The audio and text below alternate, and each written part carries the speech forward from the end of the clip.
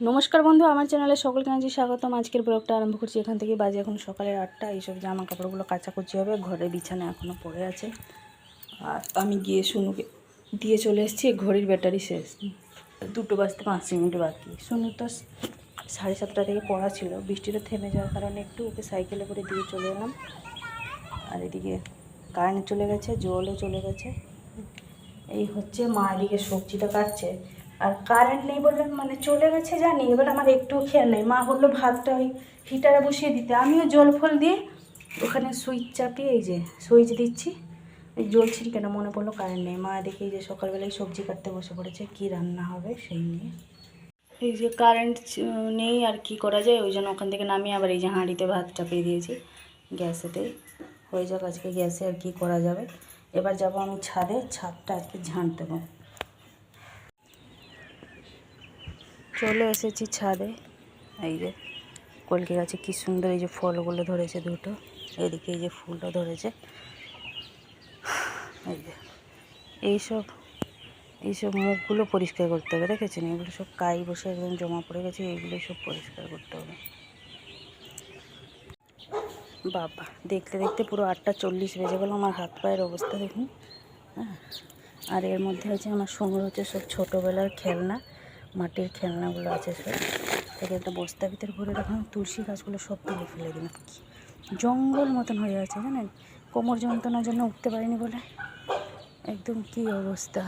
আর ওই যে ওই কাঠের নিচে যে সব এসির কভারগুলো রাখা হয়েছিল, থার্মোকল কভার, তার মধ্যে ইঁদুর সব বাচ্চা দিয়েছে জানেন। থার্মোকল কেটে টুকরো টুকরো করে তার মধ্যে 6টা না 7টা সব বাচ্চা দিয়েছে, নোংরা করে রেখে দিয়েছে একদম। নিচেটা সব পরিষ্কার করলাম, বাকি রোদ হলে হবে, এগুলোতে হবে না।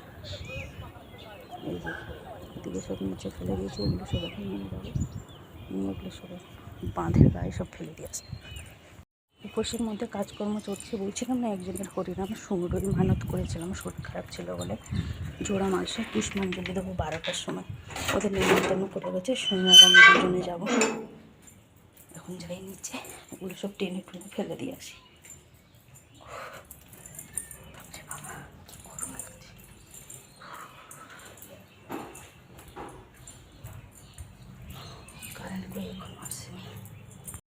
বাজে এখন 10:30। শুনুকে নিয়ে এসে মশলাটা বেটে দিলাম, মা রান্না করবে বলে।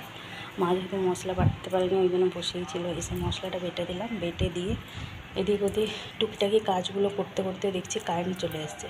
জলটাও দিয়ে দিয়েছিল, জামা কাপড়গুলো সব কাচা হয়ে গেছে, আমার চানও হয়ে গেছে। ভগবানকে এইমাত্র চান করালাম, ভোলে বাবাকে। কাল থেকে দুধে চান করেই ছিল। এইমাত্র ঠাকুরের কাজটা সব পরিষ্কার পরিচ্ছন্ন করলাম পুজো করবো বলে। ওদিকে আবার ওনাদের হরিনামের সব দল আসছে, ওদিকে জল মিষ্টিগুলো সব ঠিকঠাক করে রেখে দিয়েছি। জামা কাপড় দেখেছেন, ছোটো বালতিতে 2 বালতি হবে, মানে বড়ো বালতিতে 1 বালতি, ছোটো বালতি বলে 2 বালতি মনে হবে। এই যে ওয়েদারটা এইভাবে একটু ফাঁকা মতন হয়েছে, ভাবছি জামা কাপড়গুলোকে ছাদে দিয়ে আসবো। আবার কালো মতন করে রেখেছে জানেন, কেচে দিয়েছি, জানি না শুকনো হবে কি না হবে। সে হবে কোনো, পরে পরে ঠিক শুকনো হয়ে যাবে। এদিকে আসার সময় মিষ্টি নিয়ে এসেছিলাম, এই যে সমস্ত কিছু এখানে জোগাড় যন্ত্র করে রেখে নিয়েছি। পুজো কমপ্লিট, বাজে এখন 11টা, পুজো হয়ে গেছে। আমাদের বাড়ি থেকে গৌমিতা এসেছিলো, ওনাদেরকে মানে পা পা ধুয়ে দিয়ে জল মিষ্টি খাইয়ে দিলাম, চলে গেছে। আমাদের পুজো হয়ে গেছে। ছাদের সমস্ত জামা কাপড় শুকনো দিয়ে চলে এসেছি। 12টার সময় যাবো পুষ্পাঞ্জলি দিতে। বাজে এখন 12:30। আমি গিয়েছিলাম ওখান থেকে হয়ে চলে এসেছি, গিয়ে ওই মালিশের টাকাটা দিয়ে এলাম। আর যেমনি ওই মানে যা দেওয়া কথা আর কি, মামার জন্য একটা গেঞ্জি কেনা, মানে একটা টি-শার্ট কেনা হয়েছিলো, মামাকে ওই টি-শার্টটা দিয়ে চলে এসেছি। তো দেখলাম, আমাকে বলছে তুমি এখন বসো, একটা 10-15 বাজবে।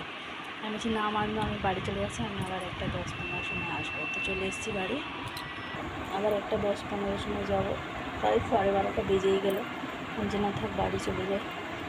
শুন বলে আমি একটুখানি ঘুমাবো। আমি যে ঘুমিয়ে পড়, আমি পুষ্পাঞ্জলি দিয়ে এসে তোকে নিয়ে তারপরে আমি যাবো আবার। এখন যাই হোক একটুখানি বসবো।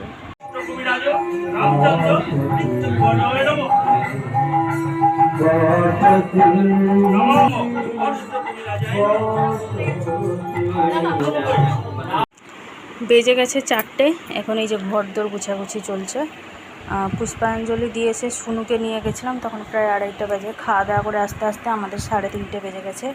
আবার ওই মামাটা ডাকতে এসেছিলো, এসেই জামা কাপড়গুলো গুছিয়ে গাছিয়ে রাখছিলাম। মামাটা ডাকতে এলো যে বৌমা গিয়ে মালসাগুলো নিয়ে আসো, হয়ে গেছে। তো এই যে গেছিলাম মালসা আনতে। 3টে মালসা দেওয়া হয়েছিল, 2টো হচ্ছে শুনুর আর একটা হচ্ছে আপনাদের দাদা। আমি চলে এসেছি, এবার এগুলো সব গুছিয়ে গাছিয়ে রাখবো। এই ঘড়িতে 3টে বেজেই থেকে গেছে। মালসাগুলো গুছিয়ে গাছিয়ে রেখে দিই। শুনু আবার কি খাবে তার মধ্যে থেকে,